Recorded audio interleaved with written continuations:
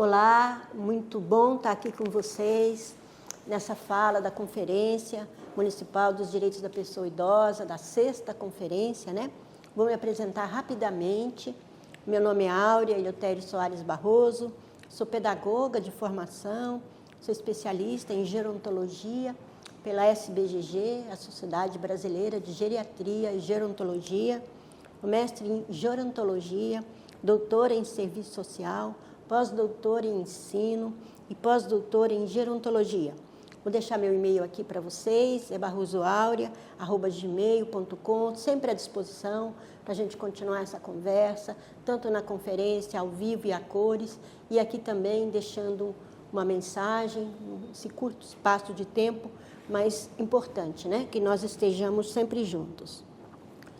Bom, começando então, primeiro eu quero pedir desculpa porque estou com uma gripe e a minha voz não está muito boa. Espero que vocês estejam ouvindo bem. Bom, eu escolhi uma frase, uma reflexão da Cora Coralina, que é uma autora maravilhosa, começou a escrever na velhice de Goiás, né? Uma mulher simples e importantíssima, deixou uma obra preciosa, traduzida em vários países, né? A Cora Coralina, ela diz assim: o que vale na vida não é o ponto de partida, e sim a caminhada. Caminhando e semeando, no fim, terás o que colher. Então, essa eu acho que é é o nosso norte mesmo, enquanto pessoas idosas, porque eu também sou idosa, no sentido de pensar e preparar uma conferência e atuar numa conferência, não como ponto de partida lá atrás, né? A primeira Conferência Nacional dos Direitos da Pessoa Idosa foi feita em 2006, mas olhar essa caminhada, e olhar a caminhada nossa também aqui na cidade de São Paulo, né? Então, olhar a caminhada que é importante, né? Não o ponto de partida. Bom, então, assim, dizer da importância dessa conferência, que acontece agora em maio, na cidade de São Paulo, né? Convocada aí pelo Conselho Municipal dos Direitos da Pessoa Idosa e pela cidade de São Paulo, a Prefeitura, né? A Secretaria de Direitos Humanos e Cidadania, pela coordenação da Política de Direitos da Pessoa Idosa. Bom, eu recebi o convite, né, e que muito me alegra, me honra, de conversar com vocês sobre o 5º eixo. Né? O que é esse 5º eixo? É a consolidação e fortalecimento da atuação dos conselhos de direitos da pessoa idosa como política de Estado brasileiro. Eu tenho uma caminhada de pesquisa, né, terminei o mestrado na gerontologia em 2002, olha só. Então, assim, tenho feito uma caminhada de pesquisa, de estudos, né? E o que eu percebo muito, e quando a gente faz qualquer artigo, a gente vai orientar uma pesquisa, a gente sempre separa, quando aparece um tema, aparece um eixo, a gente separa o que a gente chama de palavras-chave. Então, assim, nesse eixo, quais são as palavras-chave para que a gente possa conversar e refletir? Então, as palavras-chave que eu localizo, né, que nós vamos localizar rapidamente aqui, é pessoa idosa, direitos, conselho e política de Estado. Então, a gente vai falar disso, né? Então, vamos conversar sobre isso, tá bom? Separei essa imagem, que é muito significativa, que é um iceberg. O iceberg é aquele bloco de gelo que roda, né, nos lugares de baixo, né, muito frios, e ele tem a pedra de gelo em cima, e embaixo a gente olha para aquilo, a gente se assusta. Aquele tamanho gigante daquele gelo andando no oceano, mas o que tem embaixo é muito maior. Então, eu acho que esse encontro de falar de conselho, falar de pessoa idosa, falar de direitos, falar de política pública, falar de política de Estado, é a imagem do iceberg. A gente está olhando muitas vezes só aquele bloco que já é gigante, mas a gente precisa ver o que tem embaixo disso, para que a gente possa avançar, né? Bom, só alguns dados muito rápidos para a gente não partir do nada. O censo, o último censo agora, todos nós acompanhamos, né? O censo 2022, ele mostra que a população idosa brasileira passa de 32 milhões de habitantes. 15,6% da população brasileira é composta de pessoas 60 anos ou mais. Quando a gente olha, o IBGE, né, mostrou isso, né? Ele trouxe o quê? Quando ele compara o último censo de 2010 e esse censo recente agora de 2022, a gente vê que aumentou em 56% o número de pessoas idosas no Brasil. É um tempo muito curto. Quando a gente vai pensar em políticas públicas, em participação, né, na atuação do Conselho, a gente vai ver que num espaço muito curto, aumentou em 56% o número de pessoas idosas no Brasil. E a gente fica pensando, né? O que aconteceu nessa caminhada, né? O que nós avançamos em termos de direito? Quais são os nossos desafios? A cidade de São Paulo, onde acontece a conferência, da mesma forma, quando a gente olha o censo de 2010 e o censo de 2022, aumentou em 50% o número de pessoas idosas. Hoje, na cidade de São Paulo, passa de 2 milhões de pessoas idosas, né? A maioria, 60% constituído por mulheres, né? O censo, ele trouxe da cidade de São Paulo uma revelação importantíssima. Qual é?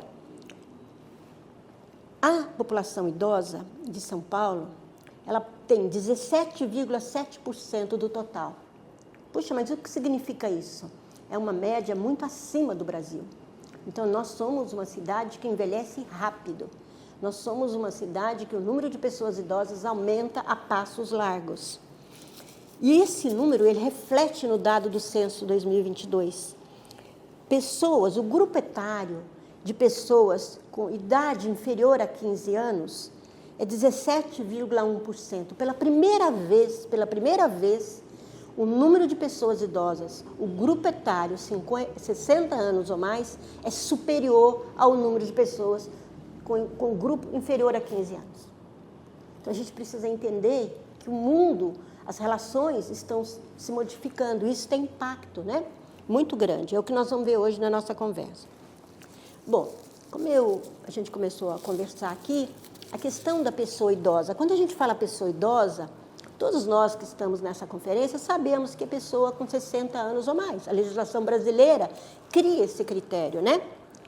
Mas a gente não... É muito pouco dizer isso.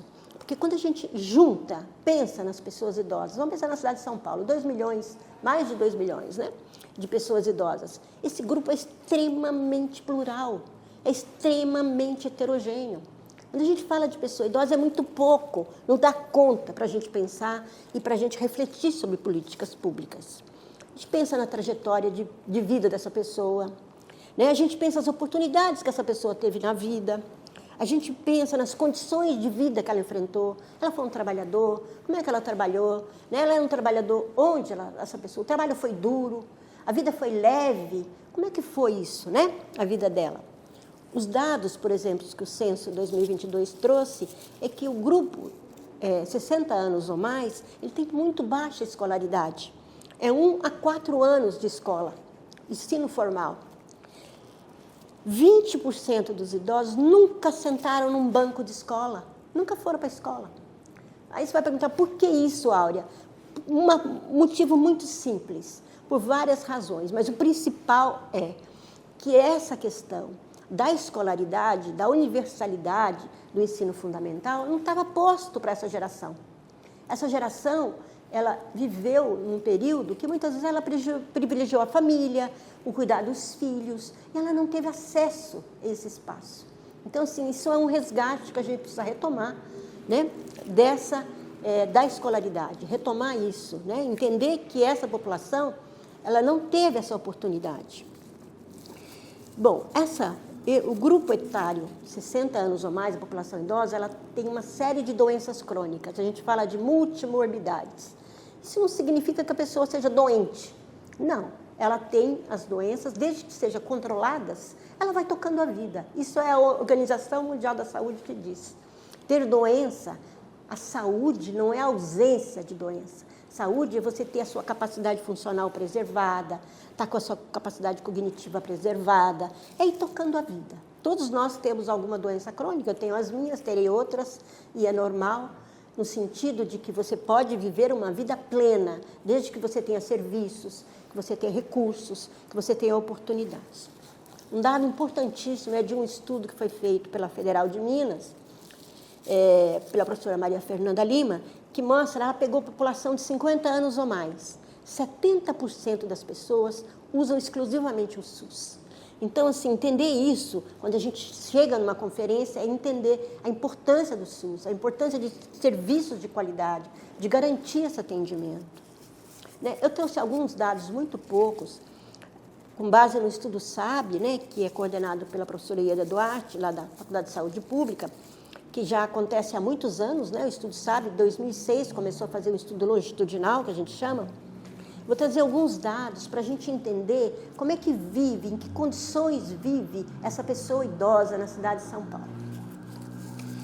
Olha só, 17,8%, praticamente 20% dos idosos moram sozinhos na cidade de São Paulo.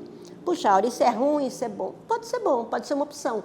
A pessoa está com uma capacidade funcional boa, com autonomia, está tocando a vida, ela prefere isso, né? Desde que ela tenha uma rede de suporte, que ela se socialize, está tudo certo. Só que assim, quando a gente pega esse grupo de 20% de pessoas que moram sozinhas, 1/3 delas tem 80 anos ou mais. E isso já é uma coisa para acender o pisca-alerta. Acende o amarelo, porque 80 anos e mais tem algumas doenças. E será que essa pessoa está bem? Será que ela tem essa rede de suporte? Né? Então, isso tudo a gente precisa olhar com mais atenção, quando a gente pensa nessa população que mora na cidade de São Paulo. Tem um conceito que é muito usado, que chama atividade instrumental da vida diária. O que é isso? É a capacidade que a pessoa tem de entrar no ônibus, tomar o metrô, ir ao banco, sei lá, passar o cartão sozinha, não precisar de ninguém. Dos 2 milhões de pessoas que moram na cidade de São Paulo, mais de 2 milhões de pessoas idosas que moram na cidade de São Paulo, 46% delas têm pelo menos uma dificuldade. Ou seja, ela não consegue, muitas vezes, ir ao banco sozinha, ela não consegue. Então, isso é uma questão para a gente pensar também nessa rede de apoio que a gente tanto busca, né? Tem um outro conceito também, que é uma ferramenta muito utilizada em pesquisa, que é a atividade básica da vida diária. O que é isso? É a capacidade que a gente tem de tomar banho sozinha, fazer uma comida, ir ao banheiro. E isso, quando a gente pensa na população idosa que mora na cidade de São Paulo, os 2 milhões de pessoas, quase 30% delas, 1/3 delas, tem pelo menos uma dificuldade. Então, assim, esses dados, eles trazem uma realidade que a gente não pode jogar por debaixo do tapete, porque a gente tem uma população que precisa de um atendimento especial. E a gente está aqui para isso, numa conferência, né? Para também pensar caminhos e alternativas, serviços que protejam, né, essas pessoas. Tem diversos estudos, né? A gente vê o quanto a gerontologia já produziu, né? A gerontologia nas últimas décadas tem produzido muito, e muitos estudos. E assim, o que os estudos mostram é o seguinte, que os idosos, mesmo com as doenças crônicas, mesmo com fragilidades, eles continuam trabalhando. Seja dentro de casa, fazendo um almoço, varrendo uma casa, fazer almoço e depois lavar a louça, que é o pior da história, né? Mas assim, cuidar dos afazeres domésticos, tudo isso demanda energia e demanda tempo. Não é isso? Cuidar de um neto, dar atenção para um filho. E, além disso, tem os trabalhos que a gente chama informais.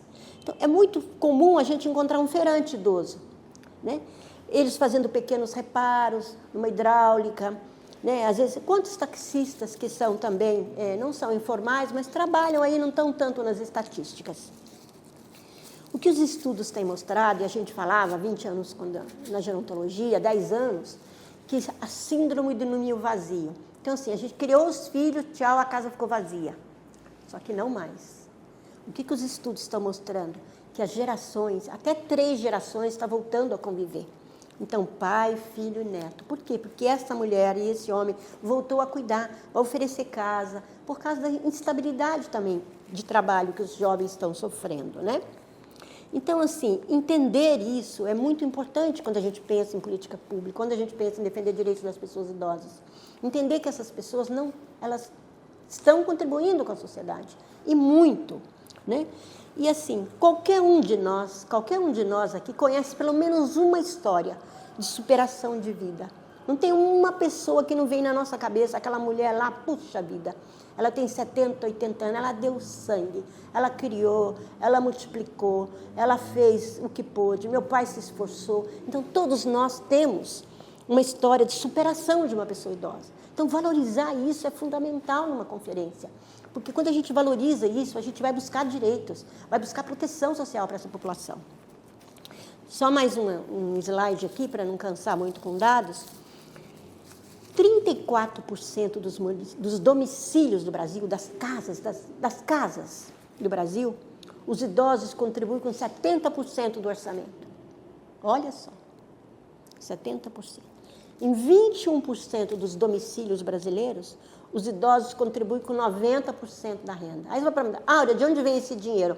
Do pingo que recebe, da aposentadoria que recebe, do benefício da prestação continuada. Então, assim, é importante a gente entender que com esses dados, que o idoso é arrimo de família, ele protege a família. Então, isso a gente precisa entender para que a gente possa, na verdade, respeitar, né, e proteger a pessoa idosa, né? Então, na época da pandemia, nós vimos a quantidade de absurdos que a gente viu, né? E tem um estudo muito interessante da Ana Amélia Camarano, que ela vai dizer o seguinte: quando morria um idoso, uma pessoa idosa, milhões de pessoas não idosas se empobreciam. Então, assim, a contribuição dos idosos é fascinante no Brasil, é muito grande, né? Numericamente, imaterialmente. Mas existem desafios. Por exemplo, alguns desafios da nossa cidade, né?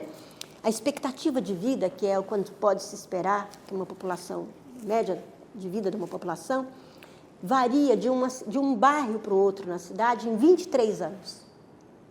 Então, não é justo que algumas pessoas não estão nem vendo os netos nascerem, enquanto outras pessoas estão vivendo 23 anos a mais. Aí, quais são? Não é? Qualquer um de nós sabe a resposta. As pessoas com melhores condições de vida estão vivendo mais, né? Tem mais acesso a serviços e tal. Bom, essa questão do isolamento social, de morar sozinho, como eu disse, muitas vezes é uma opção, mas a pessoa precisa ter uma rede de suporte, uma rede de proteção, que ela aciona quando ela acha, quando ela é interessante. Então, a cidade de São Paulo, ela avançou em alguns serviços, não dá para negar isso, né? Nós temos uma rede de serviços, de equipamento de serviços, interessante quando a gente olha, como eu comecei a falar no começo da nossa conversa, né? A gente tem que olhar a caminhada. Hoje a gente tem, pelos dados que eu encontrei no site da Prefeitura, 93 núcleos de convivência para idosos. 53% das pessoas que frequentam esses núcleos de convivência para idosos moram sozinhos. Então, você vê a importância desses espaços para fortalecer vínculos, para encontrar amigos, para desenvolver habilidades, né? Eu fiz uma pesquisa de pós-doutorado recentemente e mostra que é importantíssimo esses serviços estarem próximos das residências. E os dados da Prefeitura também mostram isso, né? Que 94% das pessoas que frequentam esses núcleos moram próximos desses espaços. Então, assim, tem uma série de pesquisas que mostram a importância de ter espaço de convivência, espaço de fortalecimento de vínculo, inúmeros, que mostram a importância de desenvolver habilidades, melhorar o cognitivo, se sentir melhor no bem-estar. Então, assim, a redes de apoio, gente, ela é fundamental, não só para a saúde mental. Tem uma série de estudos que mostram que impacta na capacidade funcional, para viver melhor, a pessoa passa a se cuidar mais, passa a fazer uma caminhada que muitas vezes não fazia, vai fazer com um amigo. Bom, outra questão importante, quando a gente pensa, e a cidade avançou em alguns serviços, claro que a gente vai discutir e está aqui na conferência para exigir, cobrar, reivindicar mais serviços, mais equipamentos públicos, mais, porque a população aumenta a cada dia, como nós vimos, né? Um dos serviços importantes é o serviço de centro-dia. Essa é uma fala da Raquel Katz, que é uma grande profissional, que muitos de vocês conhecem, todos de nós que temos um respeito enorme pela Raquel, do centro-dia, né? Da Unibis, né? Que é a União Brasileira Israelita, né? De Bem-Estar Social, que conseguiu a partir da participação social. Na rede, o pessoal do centro, movimento de centro, movimento social, a rede centro e a participação fez com que surgisse um centro-dia. Essa aqui é uma fala interessante da Raquel. Ela vai dizer assim, que ela tem feito lá no espaço dela um trabalho de envolver, de engajar as famílias no acompanhamento da saúde, no autocuidado, né, nas relações afetivas e sociais. E ela fala uma frase que é impactante. Sem o suporte social adequado e eficaz, o sujeito que envelhece não dá conta das suas demandas. Então, precisa que o Estado, né, a Prefeitura, ofereça serviços, e serviços de qualidade cada vez mais, né? Bom, outra pesquisa também interessante que fala sobre o centro-dia, da Canova, e ela vai dizer isso, que a importância do centro-dia, desse espaço onde o idoso passa o dia, não perde o vínculo com a família, tem uma série de atendimentos, ela alivia a sobrecarga do cuidado. Muitas vezes a família fica sobrecarregada, né? A mulher fica muito sobrecarregada, tem muito idoso cuidando de idoso na cidade de São Paulo. Bom, voltando ao eixo do nosso encontro, nós falamos sobre pessoa idosa, envelhecimento, e agora a gente vai falar sobre direitos. Bom, quando a gente fala de direitos, qual é a lei maior, a principal lei que a gente tem no Brasil? A Constituição Federal, não é verdade? De 1988. A Constituição Federal, existe uma expressão importantíssima, preciosíssima, que é a dignidade humana. Dali irradiam todos os direitos fundamentais de uma pessoa. A dignidade humana, ela abrange diversas dimensões. O respeito à integridade física, moral, a liberdade de expressão, a igualdade de oportunidades. Um princípio da Constituição, um princípio constitucional é a dignidade humana. Mas o que é isso, Áurea, na verdade? O ser humano, ele é um fim em si mesmo. É um fim em si mesmo. Ela fala, perdeu a dignidade. Nunca se perde. O que se tem é que promover, né, fortalecer a dignidade. Mas o fato de nascer humano, de nascer, já tem a dignidade humana. Mesmo aquela pessoa que perdeu a consciência da sua própria dignidade, o que a gente pode, na conferência, a gente vai fazer, e a gente está aqui no final, o que a gente está aqui nessa conferência? Para promover a dignidade humana, que é exigir o respeito e a proteção da dignidade humana, mesmo daquela pessoa que não tem mais consciência da sua dignidade. Então, para que as pessoas possam usufruir de uma vida plena, de uma vida digna, ela precisa ter direitos assegurados. Um deles é os direitos que estão no artigo 6º da Constituição Federal, né, que é o direito à alimentação, à saúde, à educação, moradia. Bom, mas e aí? Para assegurar esses direitos todos que a gente sabe, o direito de participar, o direito de alimentação, o direito de moradia, o direito à saúde, o direito à assistência, como que assegura isso? Através das políticas públicas. O que é uma política pública? Se a gente for pensar, uma política pública é uma resposta que o Estado, a Prefeitura, o governo federal, dá para questões que abrange várias pessoas. Então, uma questão que, por exemplo, precisa ter mais centro-dia, então, necessário política pública. Precisa ter mais núcleo de convivência, necessário política pública. Precisa ter moradia para as pessoas idosas que não têm recursos, precisa. Então, uma alocação social, precisa. Então, a política pública é uma resposta para uma demanda da sociedade. Só que essa resposta, ela pode ser uma grande resposta, de grande alcance, ou ela pode ser uma resposta pequenininha. Isso por quê? Quando ela tem um grande alcance, ela tem uma abrangência e uma cobertura, que a gente chama, né? Ela tem critérios, ela tem financiamento público. Uma coisa assim que todos os estudos mostram, e os estudos têm mostrado, é que não existe política pública desligada dos reclamos da população. Ou seja, se não houver uma consciência, uma necessidade de que aquilo aconteça, as coisas não surgem. Então, o conselho é um espaço privilegiadíssimo, a conferência é um espaço privilegiadíssimo, porque nós estamos aqui para dizer que política pública que tem, que política pública a gente quer mais, o que a gente precisa, né? O centro-dia, como eu disse, é uma resposta, né, nesse sentido. Os fóruns, por exemplo, da cidade de São Paulo, existem fóruns na cidade de São Paulo, todos nós aqui conhecemos, espaços de encontro de cidadania, como o colegiado da região leste, tem feito uma série de propostas, né, para ações. Bom, Quando a gente vai pensar agora um pouco na legislação que a gente tem para as pessoas idosas, que legislação que é? Quais são os fundamentos que a gente tem? Que vai pensar em conselho, vai pensar em política pública. A primeira lei, a primeira política pública que surgiu em 1994. É a Política Nacional do Idoso. Tem esse nome ainda do idoso, porque o Estatuto já passou a tramitação, é o Estatuto da Pessoa Idosa, não é isso? Mas a tramitação continua da Política Nacional do Idoso. Então, essa política ela vai falar tanto da defender essa dignidade, quanto falar da importância da participação na comunidade, nos espaços. Quando a gente pega a primeira política nacional da pessoa idosa, a gente olha aquela lei, em vários momentos ela fala sobre participação, a importância da participação. Ela fala logo na finalidade, ela fala nas diretrizes, mas assim, olha como é a vida, né? Uma lei importantíssima, um marco histórico no Brasil, né, de 1994, mas quando ela vai falar do Conselho Nacional dos Direitos da Pessoa Idosa, ela veta a criação do Conselho. Ela veta a criação do Conselho, o Conselho só vai surgir em 2002.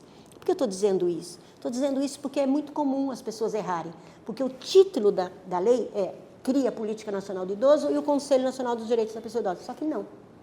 Só que, ao mesmo tempo que ela veta essa criação, ela deixa, em alguns artigos, a importância da criação de conselhos. Né? Então, ela vai dizer o seguinte, ela vai dizer que os conselhos, sejam nacional, estadual, o distrital, os municipais, eles têm a função, né? A competência de fazer a supervisão, o acompanhamento, a fiscalização e a avaliação das políticas públicas. Então, não é uma tarefa pequena, né? É uma tarefa gigantesca. Né? Quando a gente pensa numa cidade do tamanho de São Paulo, é uma tarefa, é um desafio, mas é um desafio brilhante, né? Bom, só fazer um parênteses muito rápido, que essa política ela surgiu graças à participação social e ao empenho de uma pessoa que mora na cidade de São Paulo, idoso, Marcelo Salgado, um assistente social, que fez um trabalho maravilhoso no Brasil inteiro e criou a primeira política nacional do idoso. Como eu disse, assim, então, para que surja um conselho, é preciso ter um amparato legal. Ele não surge do nada, como acabei de dizer. A lei, né, a Política Nacional do Idoso, vai falar da necessidade de ter uma lei, um anteparo legal. O Conselho Municipal dos Direitos da Pessoa Idosa, quando a gente olha para ele, a gente fala, puxa, precisa isso, precisa aquilo, precisa mesmo. Só que, quando a gente olha a caminhada, como eu falei, a gente olha o ponto de partida e olha a caminhada, desde o ponto de partida começa a olhar a caminhada, a gente vai ver que teve conquistas. E não foram poucas. Ele nasceu com um nome desse tamanho, Grande Conselho Municipal do Idoso, porque era um conselho que era para representar toda a Grande São Paulo. Olha que doideira. Hoje tem um monte de conselhos, né, nas cidades, né? Tem conselhos do Brasil inteiro. Ele nasceu em 1989, por decreto, depois em 92 ele vira uma lei. Em 2020, a gente tem uma lei, né, que o conselho ele passa a ser permanente, paritário e deliberativo. Então, quando a gente olha, você vai falar para mim, Áurea, 1992 para 2020, nessa caminhada avançou muito. Por que avançou? Porque hoje é um conselho deliberativo. É um conselho importantíssimo, né? Que tem, além disso, um conselho que tem fundo. O conselho, olha o que a cidade de São Paulo conquistou. Hoje a gente tem um fundo municipal do idoso na cidade de São Paulo, que é de 2012 e que pelo decreto de 2017 foi regulamentado. Então são avanços. Se eu pensar nisso há uns anos atrás, era impossível. Né? E assim, quero dizer que essa caminhada não aconteceu por acaso. Essa aconteceu porque houve uma mobilização enorme dos conselheiros das outras gestões e também dessa gestão, né? Então, assim, quando a gente olha para o conselho, a gente vê que tem ganhos. O conselho tem sede, o conselho tem funcionários altamente qualificados, que dialogam com o conselho. O próprio Bruno, né, que falou sobre o eixo 1 aqui na conferência, é da gerontologia, né, formado na gerontologia. Então, a gente vê o quanto a gente tem hoje um profissional, uma equipe qualificada, trabalhando nesses espaços, pensando nesses espaços. No final do ano, eu participei de uma banca, né, de doutorado na Universidade Federal de Viçosa. E a banca tinha o título do seguinte, a pesquisa, né? O protagonismo da velhice, voz e vez da pessoa idosa nos conselhos de direitos. Por que eu trouxe essa tese? Foi defendida pelo Augusto, né? César Soares da Cunha. Ele fez uma pesquisa lá na região de Muriaé, com municípios pequenos, de 5 mil a 50 mil habitantes. Mas, assim, o que o Augusto descobriu lá, ouvindo os conselhos daquela região? Ele ouviu 19 conselhos. O que ele ouviu? Ele ouviu que a participação social ela ainda precisa ser apropriada como conquista pelas pessoas idosas. E que precisa ainda lutar para criar um fundo. Então, assim, alguns municípios têm fundo, mas o fundo ainda não está em operacionalização. Então, assim, eu quero dizer é o seguinte, que as questões, muitas vezes, que nos afetam, elas afetam também o Brasil. Então, assim, tem uma série de questões que a gente precisa avançar, inclusive a questão da participação social, e ela é importante no sentido de que esse é um desafio para a nossa geração, para nós entender que isso é uma conquista e que a gente pode conseguir e avançar em direitos se a gente se apropriar disso. Bom, eu não vou ler esse texto todo, porque essa legislação da competência do Conselho Municipal dos Direitos da Pessoa Idosa da cidade de São Paulo, ela está na lei, e a lei está aí, a lei 17.452, de 9 de setembro de 2020.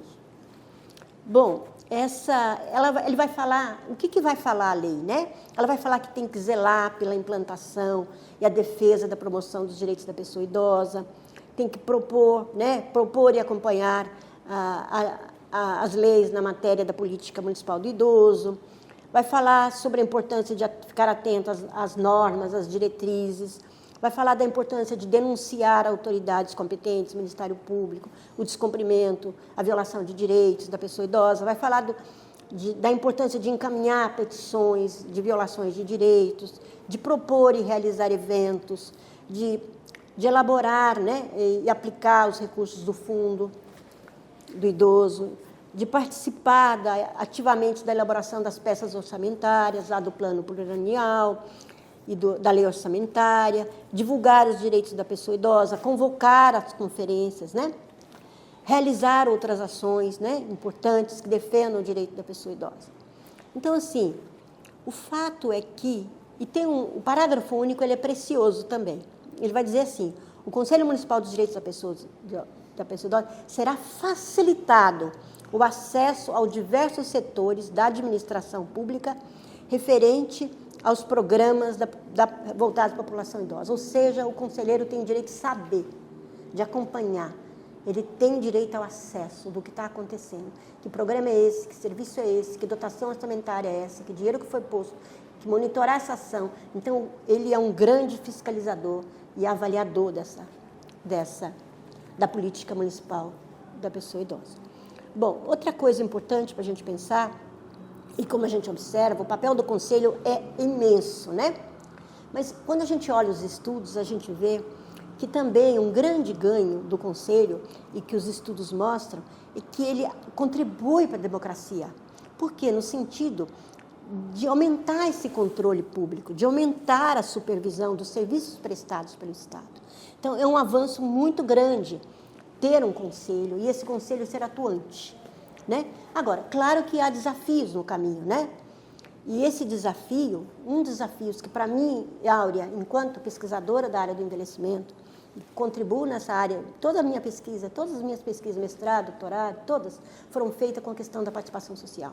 Eu vejo que o que pega, onde é que as coisas acontecem, é a questão de dar maior visibilidade para a contribuição das pessoas idosas. Então, assim, não é favor nenhum, né? Os idosos só querem respeito, só querem ser respeitados. É só isso, né? Nos seus direitos e assegurados, né? Então, essa pouca compreensão das contribuições da pessoa idosa, ela impacta muito na hora de decidir uma política pública. Isso foi em todos os segmentos. Enquanto a população negra não disse, olha, a gente tem uma dívida, tem uma herança que a gente precisa recuperar, a partir daí começaram a dar respostas. As respostas começaram a surgir. Tem dois autores que eu gosto muito, que é a Rachelles e o professor Luiz Vanderlei, que ele vai dizer assim, uma coisa importante. Uma política pública, ela visa dar respostas, soluções a determinados problemas. da sociedade, que passam a ser demandados por meio da construção de agendas públicas. Esse processo é complexo, é um campo de disputa entre os atores envolvidos. Ou seja, se não tiver visibilidade, se não puser na agenda, se não puser essas questões na agenda, o direito não, essa política pública não vem, ela não acontece, ou ela vem num passo muito lento, né? Então, assim, é fundamental nós, enquanto sociedade, entender que viver muito, viver longo, uma vida longa, a longevidade não aconteceu assim. Ela aconteceu porque houve investimento imenso na área da saúde, na área da farmácia, dos farmacêuticos, do saneamento básico, né? O antibiótico foi uma grande revolução, as pessoas morriam. Hoje, com antibiótico, as pessoas continuam vivendo. Eu mesmo tomei muito antibiótico quando era criança. Então, assim, viver mais, entender isso como uma conquista é super importante. Se o jovem e adolescente entender que a vida longa é uma conquista e que ele vai ter uma vida longa se ele se cuidar, se tudo, né? O que vai acontecer? Ele vai entender aquilo como um bem. Né? A gente vê, eu, por exemplo, nasci no interior de Minas, eu vejo o quanto de maus tratos com animais existiam. Cansei de ver gente chutar cachorro. Hoje, é uma coisa que se acontece, é mais escondido, que alguém denuncia. Então, assim, entender isso como uma conquista nossa da sociedade, que uma vida longa é uma vida que pode ser boa, viver bem é possível. Então, se o jovem abraçar isso, quando ele olhar os maus tratos de um motorista que dá uma arrancada com o idoso no ônibus, ele não vai aceitar aquilo, porque amanhã será ele. E ele não vai aceitar porque ele vai respeitar que a vida longa tem valor. Então, assim, um grande desafio que eu acho, que não posso deixar de dizer aqui, gente, que nós estamos numa conferência, e o Conselho tem um papel fundamental, é dar continuidade às deliberações das conferências. A gente está aqui para conferir o que foi feito, avaliar, propor alternativas, caminhos, mas muitas vezes, e todos nós aqui sabemos que participamos de conferências, não só da cidade de São Paulo, mas do Estado e nacional, que a gente corre um grande risco das conferências se tornarem repetitivas e aí avançar pouco na concretização de direitos. Que isso não aconteça agora, nesse momento, né? Um papel importantíssimo que os conselheiros que estão no Conselho Municipal dos Direitos da Pessoa Idosa, representando o governo, representando as secretarias da saúde, da assistência social, um papel importantíssimo que eles têm é desenvolver nas suas pastas, nas suas secretarias, uma agenda do envelhecimento, uma agenda propositiva do envelhecimento. E não fazer isolado, cada um no seu quadrado. Não, se juntarem, vamos pensar junto políticas públicas da questão do envelhecimento. Que as questões, isso vai otimizar recurso, vai otimizar tempo. O que acontece? Porque trabalhar cada um de forma independente, dá uma descontinuidade imensa nas ações. E esses conselheiros que são representantes do governo, eles precisam lutar para que as políticas públicas que eles atuam e que eles vão construir juntos seja uma política que tenha continuidade, que seja uma política de Estado, que não mude o governo, não mude a gestão e acaba aquela ação. Não, que as políticas não sejam interrompidas. Né? Terminei um pós-doutorado agora recente com a professora Meire Caccioni, que me orientou lá na IASH, na gerontologia da USP, um grande achado da pesquisa foi que há muito pouco diálogo entre as políticas. Então, a gente precisa fazer isso muito, né? Um grande desafio, e não é só o desafio do Conselho Municipal dos Direitos da Pessoa Idosa de São Paulo, mas um grande desafio que a literatura, os estudos mostram, é que despertar o número de pessoas para participarem desse conselho. Muitas vezes as pessoas não se envolvem, porque demanda tempo, demanda energia, né? Nem sempre é tranquilo. Mas, assim, existe a possibilidade de aumentar essa participação. E de que jeito? Primeiro, o Conselho dizer a que veio, da importância que ele tem, que é uma importância fundamental para garantir direitos da pessoa idosa. Criar campanhas, divulgar suas ações, dizer o que está dizendo, o que está fazendo. Um espaço riquíssimo que a gente tem na cidade de São Paulo, riquíssimo, são os fóruns. Fóruns são espaços de cidadania, estão espalhados na cidade. Né? Tem um fórum, o Colegiado da Zona Leste, faz um trabalho maravilhoso. esse trabalho discutindo, os fóruns da região sul, da região centro, discutindo, fazer parceria com esses conselhos, para formar novas pessoas interessadas em participarem dos conselhos. Curso de capacitação, de formação permanente.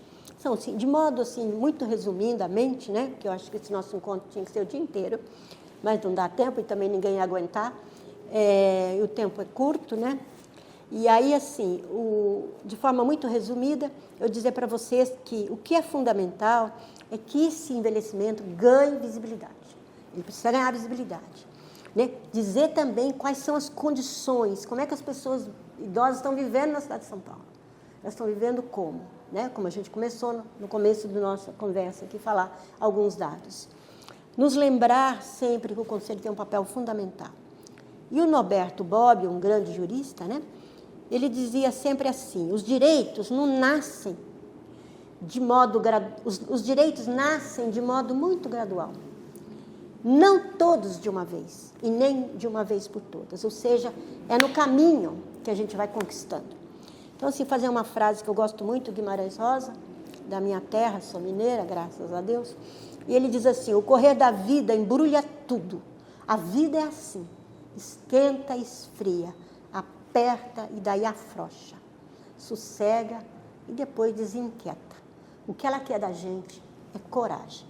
Então, que a gente possa caminhar juntos, com coragem, buscando um lugar melhor para as pessoas idosas e para as pessoas das próximas gerações. Um abraço, tudo de bom, fiquem bem.